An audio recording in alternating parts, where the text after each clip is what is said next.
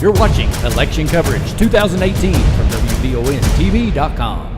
Next up in the list of candidates for Richmond City Commission, I spoke with Ronald Gosses, who's actually lived all over the country and the world as he's an artist, and he ended up choosing Richmond to stay in. He says he has a lot of ideas to bring to the city. I am an international artist as well, and I've shown across the country as well as in Europe. The reason I wanted to run because I believe I have a lot to offer the city.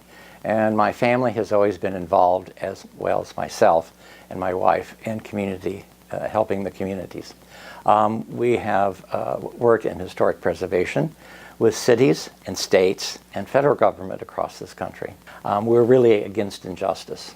And in 1979, my wife and I took a class action lawsuit against the savings and loan. And at that time, it was settled in '83, and at that time, you could, lines were drawn through the city. And so redlining was basically you could get a loan in this neighborhood, but not in this other neighborhood. And it was a way to keep blacks and poor people in one neighborhood and to keep white people in another neighborhood. So we took a class action lawsuit, and part of the settlement was that HUD is now able to look at all transactions through savings and loans and banks in America. So when you buy a house today, and you have to sign all those HUD papers, you can thank my wife and I because we're the ones who did that. When I was a corporate vice president of mercantile stores as well as a corporate vice president up in Canada for Eaton's, I believe I have the background to understand how to invest in the city and not invest it unwisely. We used to listen to concerts in the park through the summer. That's all gone.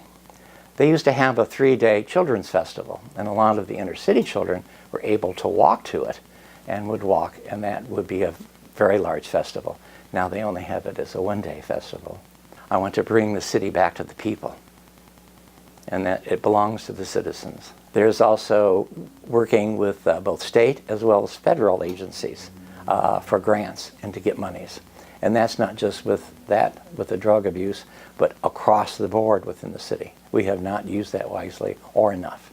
I chose to live here in Richmond, and I hope you will choose me to vote when you go to the polls on May 22nd. Stay tuned for all the election coverage at WBONTV.com. I'm Marisa Hempel.